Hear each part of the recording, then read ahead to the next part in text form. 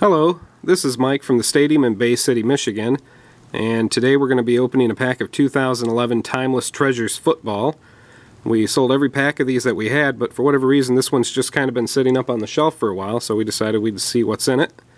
The only thing I know about them is that you're going to get 3 hits in each one of these tins, so between autographs and game-used memorabilia there should be 3 in here with a total of 5 cards.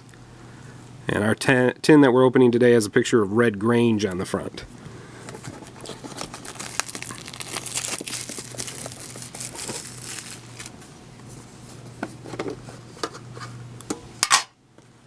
We got a checklist, and right on the top we got a base card of Peyton Hillis.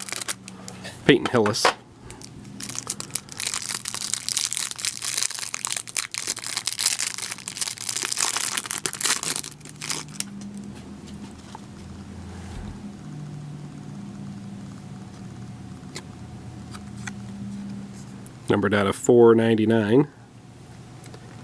We got an insert card of Marshall Faulk.